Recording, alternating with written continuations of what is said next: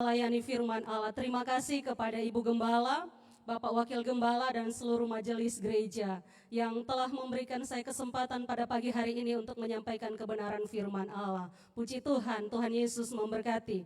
Bapak Ibu Saudara yang dikasihi oleh Tuhan, Paulus dalam suratnya kepada Timotius menuliskan bahwa pada hari-hari yang terakhir akan datang masa yang sukar. Satu keadaan yang sulit dan menakutkan. Dan hari-hari ini adalah hari yang terakhir. Banyak kesukaran, kesulitan akan kita hadapi ke depan. Sekalipun dalam memasuki tahun 2021, kita mengharapkan sesuatu keadaan yang jauh lebih baik daripada tahun 2020. Tetapi firman Allah harus digenapi dalam kehidupan ini. Amin. Karena itu, tema firman Allah pada pagi hari ini yang saya angkat untuk sama-sama kita renungkan adalah tetap kuat menghadapi masa sukar. Kita sama-sama buka Alkitab kita di dalam Habakuk pasal yang ketiga. Habakuk pasal yang ketiga ayat 17 sampai ayat yang ke-19. Jika sudah mendapatkan, katakan amin, dan sama-sama kita berdiri untuk kita membacakan pembacaan awal ini dengan suara yang nyaring. Bagi yang tidak membawa Alkitab bisa lihat di layar depan. Habakuk pasal yang ketiga ayat 17 sampai ayat yang ke-19, dalam hitungan yang ketiga kita baca secara keras. 1, 2, 3. Sekalipun pohon ara tidak berbunga, pohon anggur tidak berbuah, hasil pohon zaitun mengecewakan, sekalipun ladang-ladang tidak menghasilkan bahan makanan, kambing domba terhalau dari kurungan, dan tidak ada lembu sapi dalam kandang, namun aku akan bersorak-sorak di dalam Tuhan, beria-ria di dalam Allah yang menyelamatkan aku. Allah Tuhanku itu kekuatanku, Ia membuat kakiku seperti kaki rusa, Ia membiarkan aku berjejak di bukit-bukitku. Amin. Puji Tuhan, silakan duduk. Berbahagialah mereka yang mendengarkan firman Allah dan yang memeliharanya. Bapak Ibu Saudara yang dikasihi oleh Tuhan, Habakuk hidup pada masa di mana bangsa Israel mengalami penindasan oleh musuh-musuhnya. Dalam keadaan yang seperti itu, hidup menjadi sangat tidak bebas. Dan juga tidak mudah untuk mempertahankan imannya. Masa yang sukar di mana musuh selalu menindas dan menyebabkan sendi-sendi kehidupannya ikut terpengaruh. Ladang yang biasanya menjadi tempat untuk mendatangkan penghasilan dan merupakan tempat tumpuan bagi penghidupannya, tidak lagi membuahkan hasil. Ternak yang menjadi harta kekayaannya terhalau dari kurungan. Tidak ada lagi simpanan baginya. Sedangkan dia mempunyai kebutuhan yang setiap waktu, setiap hari harus dipenuhi. Nah, hal-hal seperti ini juga banyak dialami umat Tuhan hari-hari ini. Keadaan yang terjadi beberapa waktu ini menimbulkan dampak yang besar bagi kehidupan kita. Baik di bidang ekonomi, sosial, dan aspek-aspek kehidupan yang lainnya. Kita tidak menyangka bahwa bulan Maret 2020 kita ada dalam satu masa yang mencekam hidup kita. Sampai hari ini kita ada dalam keadaan yang penuh dengan kecemasan dan ketakutan. Pembatasan di segala bidang kehidupan. Aktivitas dan ruang gerak kita dibatasi. Segalanya menjadi tanda tanya. Kekhawatiran, kecemasan, ketakutan akan kehidupan ini. Takut berjumpa dengan orang, lalu takut terjangkit dengan COVID-19.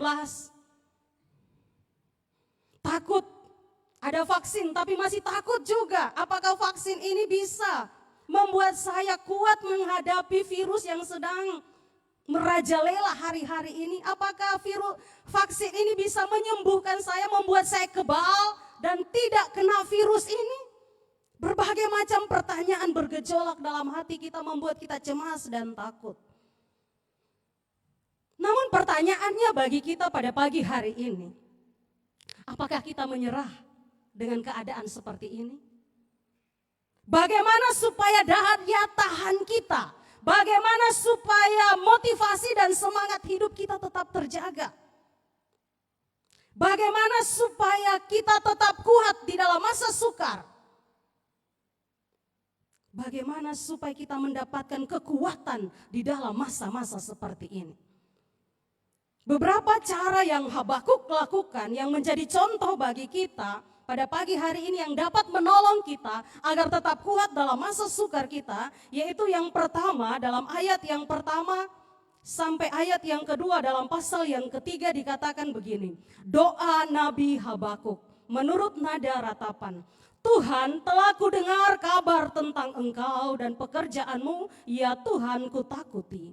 Hidupkanlah itu dalam lintasan tahun, nyatakanlah itu dalam lintasan tahun, dalam murka ingatlah akan kasih sayang. Hal yang pertama adalah berdoa kepada Tuhan. Doa bukanlah sebuah hal yang asing bagi kita, bukan? Sebagai orang yang percaya kepada Tuhan, doa merupakan hal yang lazim kita lakukan. Bahkan ada istilah doa itu nafas hidup orang percaya. Sehingga jangan kaget, wah doa. Poin pertama agar kita kuat dalam masa sukar ini adalah berdoa kepada Tuhan. Ada sebuah kalimat bijak yang berkata begini, ketika kakimu tak kuat berdiri, berlututlah. Berlutut berbicara tentang doa dalam kerendahan hati dan dalam penyerahan diri kepada Tuhan. Doa bukanlah cara yang alternatif yang harus kita ambil karena sudah tidak ada pilihan lain. Tetapi doa harus menjadi langkah awal. Langkah pertama yang harus kita lakukan dalam menghadapi masa sukar dan sulit ini. Supaya kita tidak kehilangan semangat, motivasi dan kekuatan untuk bertahan di dalam masa-masa sukar. 1 Petrus 3 ayat yang ke-12 katakan, sebab mata Tuhan tertuju kepada orang benar dan telinganya kepada permohonan mereka yang minta tolong. Ketika menghadapi masa sukar, jangan jauh dari Tuhan. Jangan melakukan hal-hal yang bodoh. Tapi datanglah kepada Tuhan. Berbicaralah kepada Tuhan. Habakuk mengajarkan kepada kita. Dia datang kepada Tuhan, dia berdoa kepada Tuhan. Mazmur 118 ayat yang kelima berkata, dalam kesesakan aku telah berseru kepada Tuhan dan Tuhan telah menjawab aku dengan memberi kelegaan kepadaku. Ketika kita berseru kepada Tuhan, maka Tuhan menjawab kita dan memberikan kelegaan, kelepasan bagi setiap kehidupan kita. Dengan berdoa kita sedang menunjukkan iman kita. Dengan berdoa kita sedang membuktikan bahwa saya ini percaya kepada Tuhan. Kalau kita tidak berdoa, kita menganggap bahwa kita ini hebat, kita tidak mempercayai Tuhan dalam hidup kita. Tapi kalau kita berdoa kepada Tuhan, kita sedang mendeklarasikan iman kita kepada iblis, kepada Tuhan, kepada semua orang bahwa saya ini percaya kepada Tuhan. Doa adalah tanda kita membutuhkan Tuhan dalam hidup kita. Saat kita tidak berdaya, saat kita tidak mampu, saat kita ada dalam kesulitan, doa menguatkan iman kita. Itulah mengapa kebenaran firman Allah berkata, carilah Tuhan, carilah wajahnya selalu. Sebab Tuhan matanya selalu menjelajahi seluruh muka bumi ini untuk memberikan kekuatan kepada mereka yang bersungguh-sungguh mencari Dia. Ada limpahan kekuatan Allah yang mengalir dalam hidup kita ketika kita datang berdoa kepada Allah. Serahkanlah itu kepada Tuhan. Dia sanggup untuk menanggung segala beban kita. Sebab orang benar tidak akan pernah dibiarkan tergelincir dan jatuh. Mazmur Daud katakan, sekalipun saya jatuh tapi tidak sampai tergeletak. Karena apa? Topangan kuat kita datangnya dari Tuhan. Ketika kita berseru, Tuhan datangkan kekuatannya bagi hidup kita. Mungkin kita berkata, Tuhan, beta ini sudah berdoa. Bahasa apa yang beta mau sampaikan lagi buat Tuhan? Beta sudah berbahasa banyak. Beta sudah berkata banyak. Beta sudah berdoa setiap waktu. Tetapi tidak terjadi apapun. Keadaan tidak berubah. Beta masih sakit. Beta masih ada dalam masa sukar. Beta masih ada dalam kondisi yang seperti ini. Ada dalam kesesakan. Tapi satu hal yang ingin saya katakan kepada Bapak, Ibu, Saudara sekalian pada pagi hari ini. Ada sesuatu yang besar terjadi. Ada satu perubahan yang terjadi dalam hidup kita ketika kita berdoa dan ada dalam hadirat Allah. Yaitu perubahan cara pandang kita kepada masalah yang kita hadapi. Kita buka dalam Mazmur 73. Mazmur 73 ayat yang kedua sampai kelima, ayat 14, ayat 16 sampai 20. Tetapi aku, sedikit lagi maka kakiku terpeleset, nyaris aku tergelincir sebab aku cemburu kepada pembual-pembual. Kalau aku melihat kemujuran orang-orang fasik, sebab kesakitan tidak ada pada mereka, sehat dan gemuk tubuh mereka. Mereka tidak mengalami kesusahan manusia dan mereka tidak kena tulah seperti orang lain. Namun sepanjang hari aku kena tulah dan kena hukum setiap pagi. Tetapi ketika aku bermaksud untuk mengetahuinya, hal itu menjadi sulit di mataku. Sampai aku masuk ke dalam tempat kudus Allah dan memperhatikan kesudahan mereka. Sesungguhnya di tempat-tempat licin kau taruh mereka, kau jatuhkan mereka sehingga hancur. Kita lihat. Asaf berkata, Tuhan, saya ini hampir saja tergelincir dan jatuh karena melihat keadaan orang lain yang tidak percaya, orang fasik. Mereka sehat, mereka kuat, mereka tidak pakai masker tapi mereka tidak kena corona. Saya setiap hari cuci tangan, pakai masker, tapi saya masih kena. Saya sudah berusaha bekerja giat tapi saya masih kekurangan. Saya sudah jaga fisik saya dengan baik, minum minuman obat-obatan herbal, tapi kondisi imun saya menurun. Saya cemburu, mereka sehat-sehat. Tapi apa yang terjadi Asaf ketika dia masuk dalam hadirat Allah, dia berdoa. Cara pandangnya berubah. Dia melihat situasi. Keadaan yang terjadi di sekelilingnya jauh lebih berbeda dibanding dia tidak datang di hadirat Allah. Dia tidak datang berdoa kepada Tuhan. Khotbah minggu lalu saya baca dalam komen dan story kawan-kawan. Itu dia bilang begini, kebahagiaan hidup ditentukan oleh kualitas pikiran kita. Kualitas pikiran yang baik, yang benar akan menghasilkan hidup yang berkualitas dan hidup yang baik. Nah, kualitas pikiran yang baik itu dimulai dari mana? Dimulai ketika kita ada di hadirat Allah, berdoa kepada Allah. Ada pengubahan di sana. Mungkin keadaan tidak berubah, tapi cara pandang kita, hati kita, kapasitas hati kita, kapasitas pikiran kita, roh kita diperbesar di sana. Sehingga kita sanggup untuk menanggung segala sesuatunya. Itulah mengapa Yesus dalam Injil Lukas berkata, janganlah kamu jemu-jemu berdoa. Tidakkah Allah itu memperhatikan, membenarkan orang-orang pilihannya yang siang malam berseru kepadanya? Adakah ia mengulur-ngulur waktu untuk menolong mereka? Tuhan tidak pernah terlambat dalam menolong kita, amin.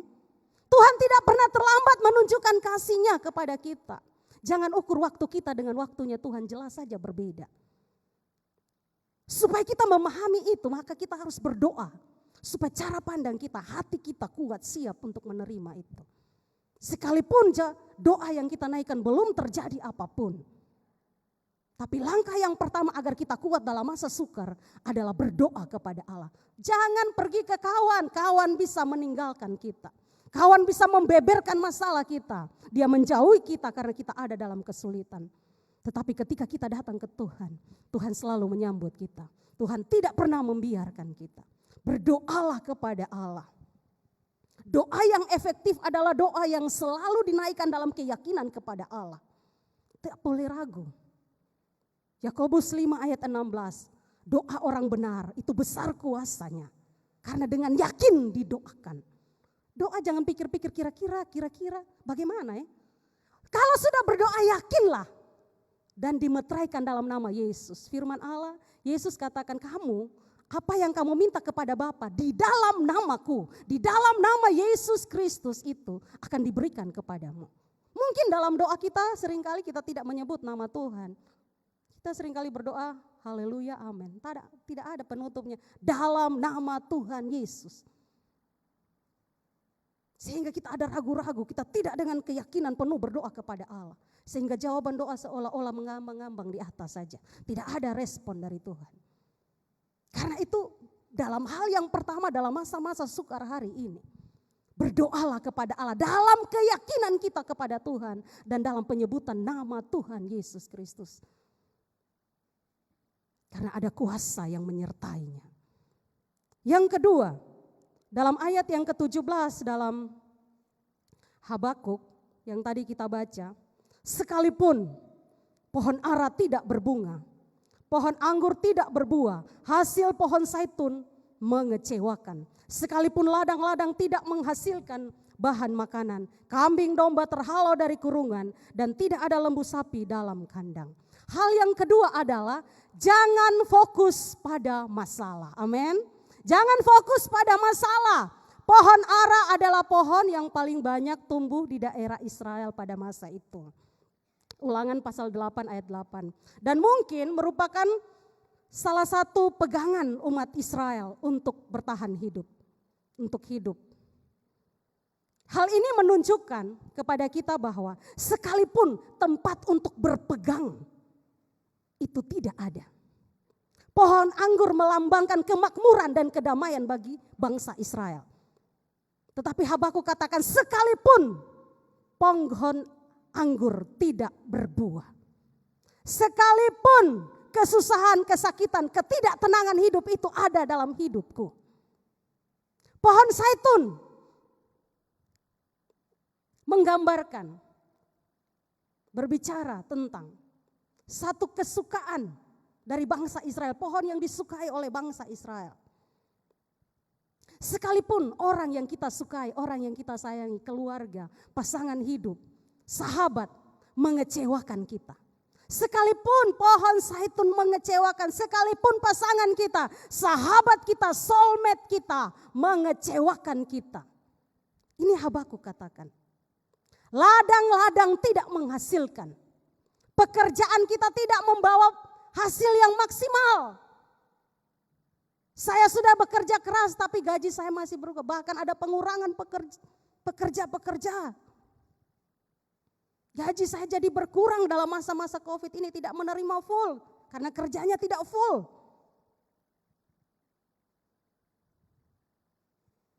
Kambing domba terhalau dari kulungan. Mungkin kita tidak punya simpanan harta kekayaan yang banyak di bank. Habakuk katakan sekalipun semuanya itu tidak ada. Jangan fokus pada masalah itu. Karena itu bisa membuat kita ada dalam ketakutan, kecemasan, kekhawatiran yang tiada berujung dan membuat kita ada dalam keadaan yang terbuang dari hadirat Allah. Kita pahit terhadap Tuhan karena kita sudah pahit dengan keadaan kenyataan yang terjadi. Karena itu jangan fokus terhadap masalah. Tahun 2020 di tempat yang Tuhan percayakan saya untuk melayani di Rote, mungkin wilayah lain tidak, tetapi di tempat saya itu hasil sawahnya tidak sebagus tahun-tahun sebelum saya ada di sana. Bisa dikatakan tahun 2020 itu tahun kegagalan panen di daerah saya. Tapi apa yang terjadi Bapak Ibu Saudara, jemaat tidak ada satupun yang kekurangan, bahkan kapasitas, ukuran pemberian mereka naik. Kami bisa membeli alat kursi-kursi, menggantikan kursi-kursi yang sudah rusak dan lama. Satu waktu Bapak Denny pernah khotbah di tempat kami, jemaat jatuh karena kursinya patah. Harus diganti kursi, tapi puji Tuhan dalam tahun 2020 kami bisa menggantikan itu kursi semua. Dan kami bisa membangun pagar gereja tanpa minta bantuan siapapun dari swadaya jemaat sendiri. Kami kekurangan bahan makanan sedikit, tetapi ukuran pemberian kami naik. Ada banyak jemaat yang kehilangan pekerjaannya. Tetapi apa? Tuhan pelihara, jemaat Tuhan pelihara kami. Tentu kalau Tuhan pelihara jemaat, gembalanya juga ikut terpelihara. Bapak Ibu, saya tidak kurang 1 berat badan pun sejak saya ada di Rote, bahkan semakin meningkat ya Bapak Ibu. Bapak Ibu bisa saksikan itu. Saya tidak kurang berat badan sekalipun, bahkan naik. Itu bukti penyertaan Tuhan dalam hidup kita. Untuk apa Bapak Ibu khawatir? Sekalipun kita tidak memiliki apapun, jangan fokus pada itu. Fokuslah kepada Tuhan. Dalam masa-masa COVID, waktu saya ada di sini, jemaat sini, beberapa jemaat muda memberikan speaker 30 juta, luar biasa. Ketika orang sedang berjuang untuk bagaimana uang untuk saya mengelola hidup saya dalam masa-masa ini, ada anak-anak Tuhan yang diberkati luar biasa dan memberi bagi Tuhan. Itu sebuah bukti penyertaan Tuhan terhadap hidup kita. Karena itu jangan fokus pada masalah, fokuslah kepada Tuhan. Keluaran pasal 14 ayat 13 sampai 14 katakan, jangan takut, tetaplah berdiri dan lihatlah keselamatan yang Tuhan kerjakan atas hidupmu. Jangan takut, berdirilah tegap dan lihatlah keselamatan yang Allah kerjakan dalam hidupmu. Lihatlah penyelesaian yang Tuhan kerjakan dalam hidupmu. Jangan fokus kepada masalahmu. Sebab apa? Paulus katakan tentang masa sukar ini. Pencobaan-pencobaan yang kamu alami ialah pencobaan-pencobaan biasa. Artinya masa sukar itu adalah sebuah masa yang biasa-biasa saja. Bukan sesuatu yang wow, tapi sesuatu yang biasa-biasa saja. Mengapa? Karena Tuhan itu setia. Dia tidak akan membiarkan kita melewati masa sukar itu sendirian. Ia akan memberikan jalan keluar kepada kita. Dia akan memampukan kita. Tuhan tahu batas kekuatan saya kalau hanya bisa angkat 20 kilo. Tuhan tidak kasih saya 20,1 kilo. Lebih 1 pun tidak. Apalagi lebih 10 kilo, lebih 50 kilo. Tidak. Tuhan tahu batas kekuatan saya. Karena itu masalah kita itu biasa-biasa saja. Jangan heboh. Saya punya masalah yang besar, keluar-keluar kemana-mana. Justru itu semakin besar ya. Fokuslah kepada Tuhan. Jangan fokus kepada masalah. Tuhan dalam kesetiaannya tidak pernah membiarkan kita. Amin. Tuhan dalam kesetiaannya tidak pernah meninggalkan kita. Itulah mengapa dalam Ibrani pasal 13 ayat yang kelima katakan, aku Tuhan sekali-kali tidak akan membiarkan engkau. Aku Tuhan sekali-kali tidak akan meninggalkan engkau. Karena itu biarlah dengan satu keyakinan iman kepada Tuhan kita katakan, segala perkara dapat kutanggung di dalam Dia yang memberi kekuatan kepadaku. Amin. Masalah ini biasa. Jangan dibuat heboh. Jangan dibuat wah. Karena Tuhan kita itu wow, amazing. Luar biasa. Dahsyat. Dia tidak pernah membiarkan kita. Dia tidak pernah meninggalkan kita. Karena itu mari dalam menjalani perjalanan iman kita dalam menghadapi masa sukar, mata kita harus tertuju kepada Tuhan. Yang membawa iman kita kepada kesempurnaan.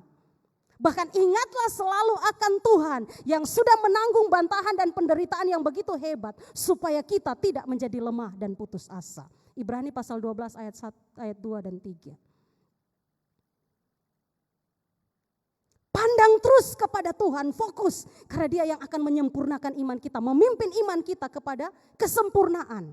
Ingat, mungkin mata kita tidak bisa melihat karena kabut kelam yang ada di depan. Tapi ingatlah perbuatan Tuhan yang hebat itu. Ingatlah firman Allah, ingatlah apa yang sudah Yesus lakukan dalam hidupmu. Supaya engkau tidak menjadi lemah dan putus asa. Jangan fokus kepada masalahmu, fokuslah kepada Tuhan yang hebat itu. Yang ketiga, Habakuk pasal yang ketiga ayat yang ke-18. Namun aku akan bersorak-sorak di dalam Tuhan, beria-ria di dalam Allah yang menyelamatkan aku.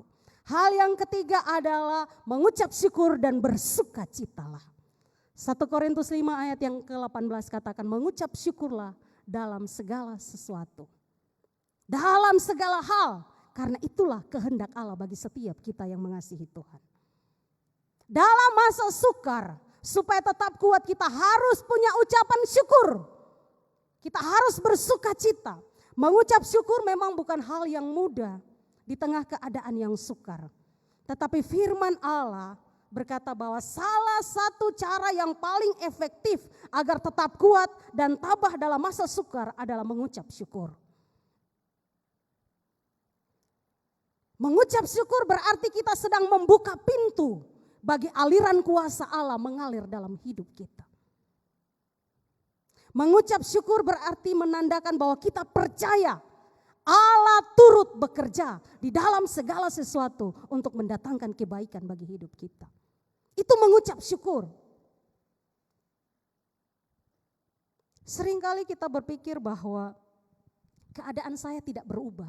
Saya tetap ada dalam kungkungan kondisi yang seperti ini. Kita kehilangan semangat dan sukacita. Kita tidak bisa mengucap syukur. Amsal 17 ayat yang ke-22 katakan hati yang gembira adalah obat yang manjur. Semangat yang patah mengeringkan tulang. Hati yang gembira adalah obat. Tidak perlu ke dokter.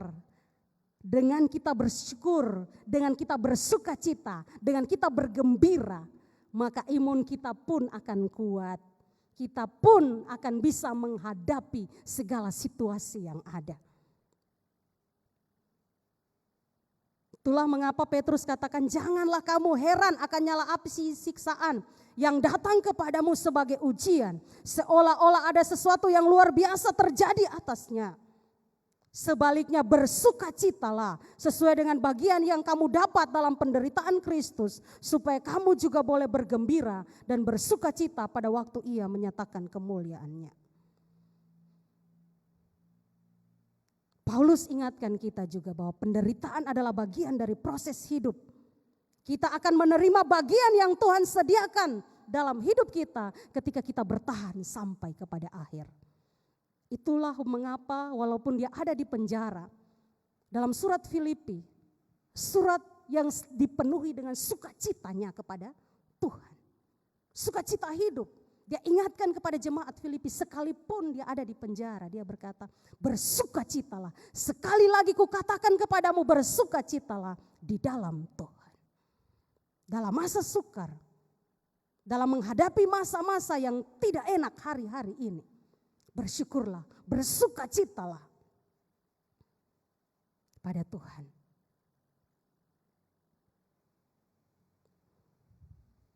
Bapak Ibu Saudara yang dikasihi oleh Tuhan, tembok Yeriko bisa runtuh. Tembok yang sebesar itu bisa hancur oleh karena apa? Kuasa sorak-sorai, kuasa pujian. Ketika bangsa Israel bersorak, rubuhlah tembok itu. Masalah seberat apapun, masa sukar seperti apapun, menyanyilah, bersoraklah, bersyukurlah. Karena itu semua akan roboh, akan hancur. Paulus dan Silas ada di penjara. Sendi-sendi penjara goncang, pintu-pintu penjara terbuka. Oleh karena apa? Pujian kepada Allah. Pujian yang mereka naikkan kepada Allah dalam kesungguhan. Perhatikan betapa dahsyatnya pujian itu. Betapa dahsyatnya kuasa pengucapan syukur itu dalam kehidupan kita ketika kita ada dalam masa-masa sukar. Itulah mengapa Nehemia katakan dalam suratnya pasal 8, janganlah kamu bersusah hati. Sukacita karena Tuhan itulah perlindunganmu. Sukacita karena Tuhan itulah kekuatanmu. Jangan kamu bersusah hati. Mengucap syukurlah kepada Tuhan. Bersukacitalah, bernyanyilah kepada Tuhan. Jangan dalam masa sukar kita menggerutu, kita mengomel, tidak akan mendatangkan perubahan apa-apa. Justru mendatangkan kekacauan, kegalauan yang semakin menjadi-jadi dalam hati dan pikiran. Karena omelan kita, orang lain yang mendengar gerutu persungutan, kita akan juga jengkel. Bapak Ibu, ketika saya mendengarkan orang yang selalu datang dengan pengeluhan, saya juga jengkel. Ini orang kok tidak ada baik-baiknya dia bercerita tentang hidupnya. Hanya mengeluh, mengeluh, mengeluh dan mengeluh. Tuhan pun mungkin merasa Ini Nani beta sudah perhatikan dengan baik, tapi dia mengeluh terus, mengomel terus. Di mana ucapan syukur itu? Karena itu ucaplah syukur supaya Tuhan senang dan itu membuka pintu kuasa Allah bekerja dalam hidup kita. Yang keempat dan yang terakhir, dalam Habakuk pasal 3 ayat yang ke-19 berkata, Allah Tuhanku itu kekuatanku, Ia membuat kakiku seperti kaki rusa, Ia membiarkan aku berjejak di bukit-bukitku. Yang keempat adalah berharap dan mengandalkan Tuhan. Dalam masa sukar kita tidak bisa mengandalkan harta kekayaan. Karena harta kekayaan pada masa sukar akan habis. Dalam masa sukar kita tidak bisa mengandalkan manusia. Karena kekuatan manusia faktanya sangat terbatas. Yesaya pasal 31 ayat 1 dan ayat 3 berkata, celakalah orang yang pergi ke Mesir minta pertolongan. Yang mengandalkan kuda-kuda, yang percaya kepada keretanya yang begitu banyak. Dan kepada pasukan berkuda yang begitu besar jumlahnya. Tetapi tidak memandang kepada yang Maha Kudus Allah Israel dan tidak mencari Tuhan. Sebab orang Mesir adalah manusia bukan Allah. Dan kuda-kuda mereka adalah makhluk yang lemah bukan roh yang berkuasa. Apabila Tuhan mengacungkan tangannya, tergelincirlah yang membantu dan jatuhlah yang dibantu. Dan mereka sekalian habis binasa bersama-sama. Kita lihat dalam masa sukar, harta kekayaan tiada guna. Habis. Bisa habis masanya. Manusia terbatas dalam kekuatannya. Yang bisa kita harapkan, yang bisa kita andalkan dalam hidup ini hanyalah Tuhan. Amin. Itulah pemazmur katakan, Mazmur 122. Aku melayangkan mataku ke gunung-gunung. Dari manakah datangnya pertolonganku? Pertolonganku datang dari Tuhan yang menjadikan langit dan bumi. Pertolongan kita hanya datang daripada Tuhan. Pertolongan kita tidak datang dari Om Ishak yang baru naik jabatan dengan kekuasaan dan kemampuannya. Dia terbatas. Dia bisa bantu kita tapi ada batas juga. Tapi Tuhan tidak pernah terbatas dalam kuasanya membantu dan menolong hidup kita. Andalkan Tuhan dalam hidup kita. Andalkan Tuhan, harapkan Tuhan dalam hidup kita. Sebab Dia Tuhan adalah kekuatan dan perisaiku. Sebagai penolong dalam kesesakan, firman Allah katakan sangat terbukti. Larilah kepada Tuhan sebab nama Tuhan itu menara yang kokoh. Setiap kita yang datang dan mengandalkan Tuhan, kita pasti ditolong oleh Tuhan. Kita pergi minta tolong di Om Ishak saja, Om Ishak bantu. Apalagi Tuhan kita. Berharap dan andalkan Tuhan dalam hidup kita. Dia pasti menolong kita. Yeremia katakan dalam Yeremia 17 ayat yang ke-7 dan 8 berkata bahwa diberkatilah orang yang mengandalkan Tuhan dan yang menaruh harapnya kepada Tuhan.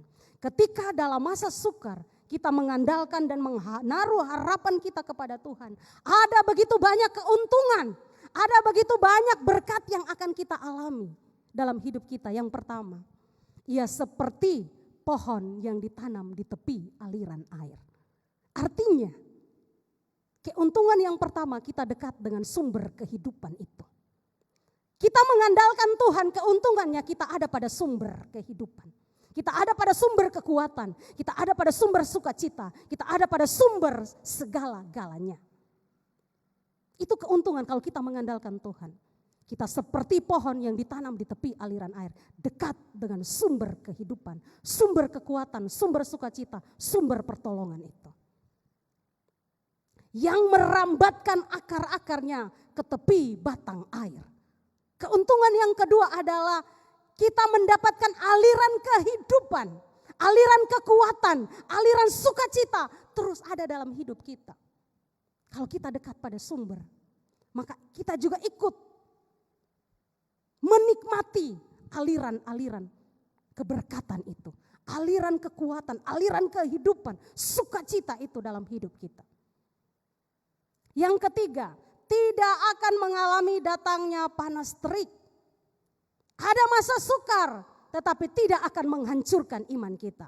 Pemazmur katakan, matahari, bulan tidak akan menyakiti engkau. Masalah itu datang, persoalan itu datang, tapi tidak akan membuat kaki kita goyah. Tidak akan meruntuhkan iman kita. Itu keuntungannya. Kita tidak akan mengalami datangnya panas terik. Yang keempat, daunnya tetap hijau. Akan selalu fresh, grass, tidak layu, tetap semangat, ada kekuatan yang baru setiap hari. Orang lihat, wow, kok tidak ada masalah ya? Bukan saya tidak ada masalah, tapi saya adalah orang yang mengandalkan Tuhan. Saya tetap hijau karena saya ditanam di tepi aliran air. Aliran kuasa kehidupan itu terus ada dalam hidup saya. Sehingga masalah tidak menggoncangkan saya. Saya tetap hijau, saya tetap segar, saya tetap kuat oleh karena saya dekat pada sumber itu. Yang kelima, berkat keuntungan apa yang kita dapatkan ketika kita mengandalkan dan berharap kepada Tuhan. Tidak akan pernah berhenti menghasilkan buah. Kita akan selalu menghasilkan sesuatu yang baik dalam hidup kita. Senyum yang tulus kepada orang yang lain. Dalam masa sukar, mungkin kita juga masa sukar, orang lain mengalami masa sukar yang sama. Tapi kita masih bisa berbuat baik dengan menaruh senyum kepadanya. Sekalipun mungkin kita tidak bisa berjabat tangan, kita tidak berpelukan dan tidak berciuman hari-hari ini. Sebagai bentuk cinta kasih kita, orang NTT kan suka bercium hidung. Hari ini kita dibatasi. Tapi firman Allah, kita tidak akan pernah berhenti berbuat baik. Tidak pernah berhenti menghasilkan buah yang baik. Senyum. Tinggal tulis saja di depan, saya senyum walaupun tertutup masker. Orang senyum kelihatan dari matanya. Walaupun bilang saya senyum karena ada masker, dia tidak kelihatan. Kita lihat dari matanya. Dia senyum atau tidak itu lihat dari matanya. Saat ini Kak Jedit sudah senyum, oh Kak Jedit senyum. Itu terlihat terpancar dari matanya. Walaupun pakai masker, setebal apapun, kalau kita tersenyum pasti akan nampak dari cahaya gerakan mata kita. Nah, orang yang mengandalkan Tuhan, dia selalu menghasilkan buah. Dia tersenyum kepada setiap orang. Dia memberikan dorongan semangat lewat senyumannya. Walaupun mungkin dia tidak berjabat tangan, tidak memeluknya, tidak merangkulnya, tapi dia selalu menghasilkan yang baik. Taruh harapan kita kepada Tuhan, jadikan Tuhan sebagai sumber kekuatan kita, maka kita akan menikmati keuntungan-keuntungan itu dalam hidup kita. Amsal pasal 3 ayat 5 sampai ayat yang ke-7 berkata bahwa janganlah kamu mengandalkan kekuatanmu, janganlah kamu bertindak sesuai dengan kebijaksanaanmu sendiri. Andalkan Tuhan selalu dalam hidupmu.